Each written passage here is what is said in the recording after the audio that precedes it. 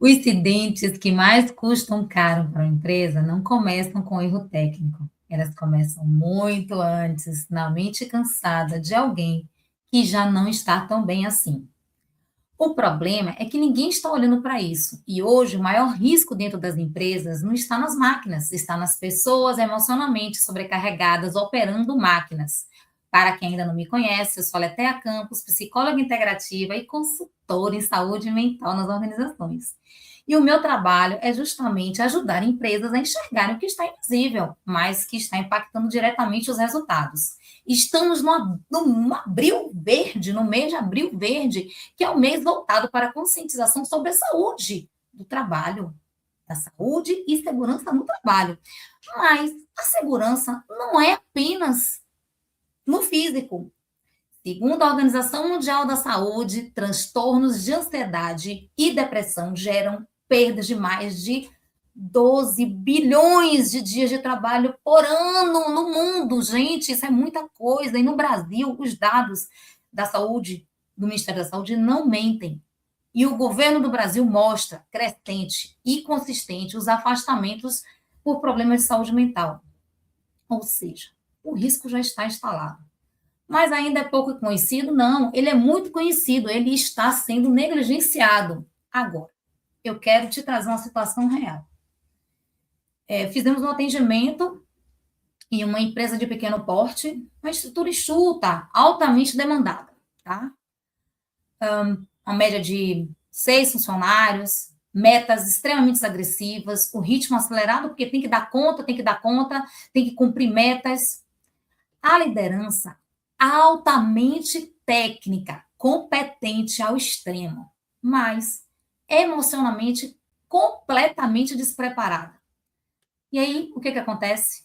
Com o tempo, começam a aparecer os sinais. E a conta chega. Aumento de conflitos, queda da produtividade, pessoas mais irritadas, o absenteísmo crescente. E nada disso foi tratado como prioridade. Calma, pessoal, peraí, a gente está vendo assim, o primeiro sintoma de que algo não está certo é a perda de paciência e a irritabilidade das pessoas. Sabe aquela pessoa, camarada, que fala com todo mundo e um dia ele chega e não está de tão bom humor assim? Ali já é um sinal, fique atento. Mas até que dentro dessa empresa que eu estava falando, aconteceu um acidente operacional. Esse acidente operacional, quando foi verificado, foi analisado, foi um erro humano, beleza? Dentro da análise técnica, nada de errado aconteceu com o processo. Mas, se você olhar o contexto, vamos lá. Olhando o contexto, uma empresa pequena, poucos funcionários, sobrecarga, alta produtividade, alta demanda, cumprimento de metas, ritmo estressante, ritmo acelerado. Ia acontecer, uma hora dessa ia acontecer. Profissionais envolvidos, completamente exaustos, altamente sob pressão, precisando cumprir metas, precisando cumprir programas, contrato, tempo de entrega e os sinais claros de sobrecarga emocional, que foram negligenciados ou tratados como coisas pequenas, como se fosse assim, não, isso é frescura, que normalmente a gente trata assim, né? Pelo menos dentro das empresas a gente percebe isso, e não é diferente, porque somos seres humanos. Então, o problema não começou no erro. O erro foi o resultado. Esse caso não é um caso isolado. Os dados dentro da Organização Mundial da Saúde indicam que 80% dos acidentes têm relação com falhas humanas. Gente, 80% é falha humana. Somos humanos. E essas falhas humanas, elas estão diretamente influenciadas com fatores como estresse, fadiga, perda de sono, pressão, que é normal do dia a dia. E quando eu falo, trago exemplo de pequenas empresas e médias empresas, que essa situação ainda é mais crítico, porque quanto menos pessoas dentro das empresas trabalhando, mais responsabilidades. Porque a estrutura de apoio é muito menor. E o impacto de afastamento é imediato. Não tem quem cumpra aquela demanda. Então, se há um afastamento, não há contratação, ou a contratação não acontece no tempo hábil, com certeza alguém dentro da empresa vai assumir aquela responsabilidade, aquele cargo, aquela função. E quando a gente fala dos riscos psicossociais, que elas são condições que estão diretamente atreladas ao ambiente, porque o ambiente, eles afetam a saúde emocional e principalmente o comportamento do sujeito no trabalho. E se estão, e se essas situações eles estão presentes, principalmente quando há sobrecarga, a falta de reconhecimento, e esse é um marcador bem interessante, essa falta de reconhecimento, às vezes, é só um elogio que você consegue, já consegue ter esse resultado satisfatório. As pressões constantes de cumprimento de metas de produtividade, as relações desgastadas, elas acabam gerando mais conflitos, principalmente quando a comunicação ela tem muito ruído, ou ela não é muito clara, ou ela não é compreendida, e aí e são várias situações, e você tem lideranças altamente técnicas, mas completamente despreparadas emocionalmente para lidar com essas situações. E quando isso se torna uma rotina, o risco ele deixa de ser invisível e ele passa a ser inevitável. E quando isso acontece, a conta chega. E a baixa da produtividade e o afastamento. E isso é um prejuízo. E é um prejuízo muito grande. Por isso, e aí as pessoas falam assim, NR1, que é isso, meu Deus do céu? Tem muita gente que ainda tem dúvida, mas calma.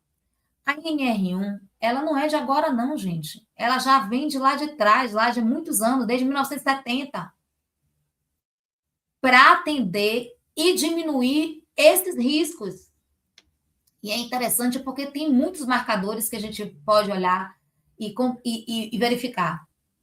Quando existe uma norma, é porque o problema ele já está lá, já foi instalado, já está lá, ele já é uma realidade.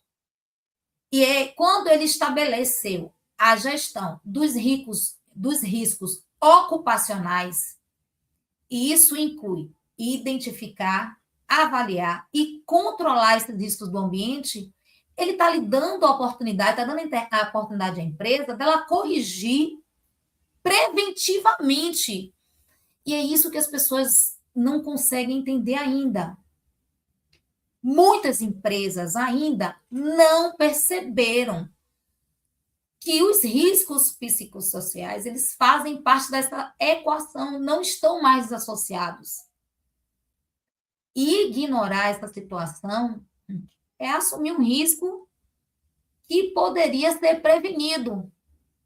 Mas vamos falar de impacto real, né, galera? Vamos falar disso aí. Uma equipe sobrecarregada, ela não vai apenas produzir menos, né? Vamos lá. Uma equipe sobrecarregada, ela também vai errar mais. Uma equipe sobrecarregada, ela também vai se comunicar com ruído. Eu não vou falar pior, mas ela vai ter ruído na sua comunicação. Essa equipe sobrecarregada, ela vai entrar em conflito e ela vai perder a eficiência, a eficácia.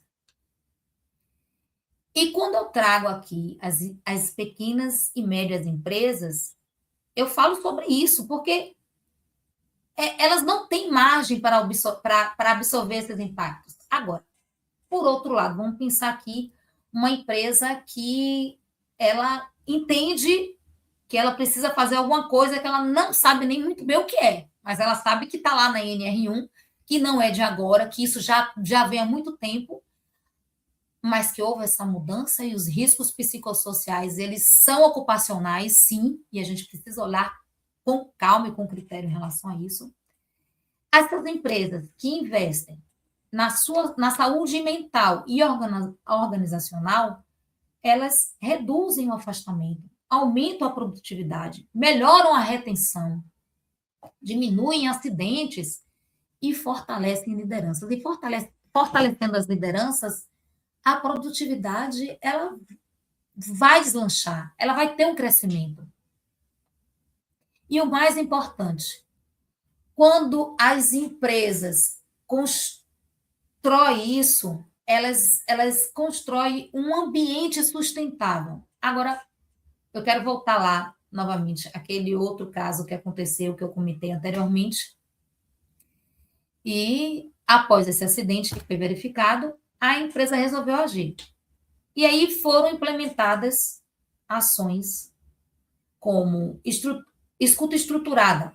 A escuta estruturada, nós, daqui da Cuidar Estrategicamente, nós temos alguns programas de escuta estruturadas. E uma delas, eu faço muito o atendimento da cabine de descompressão. Nós temos treinamentos de lideranças, treinamentos de alto impacto, de alta performance, principalmente.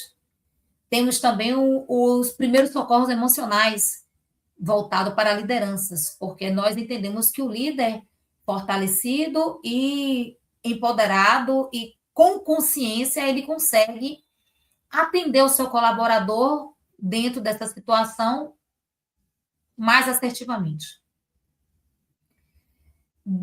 Dentro dessas metas também, dentro dessas implementações também nós fazemos revisões de metas, sim, revisão de metas, remanejamento de pessoas, verificar se a pessoa certa está no local certo, se ela tem o potencial para melhorar, e aquele olhar mais atento para o clima, principalmente para o clima organizacional.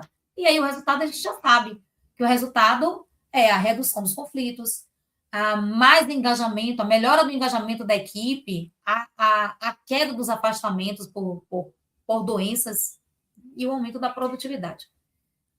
O cenário mudou? Mudou. Ele mudou quando ele passou a ser visto. Porque entendemos que precisamos abrir a nossa mente. Eu sei que é difícil, mas é possível.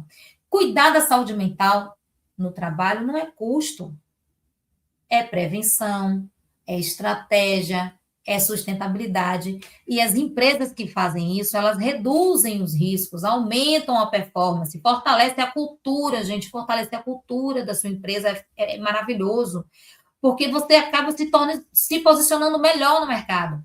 As pessoas hoje, elas tendem a escolher as empresas que têm esse programa de sustentabilidade, que são empresas sustentáveis, são empresas que cuidam da saúde mental dos seus funcionários. E empresas, elas não adoecem. Vamos lá.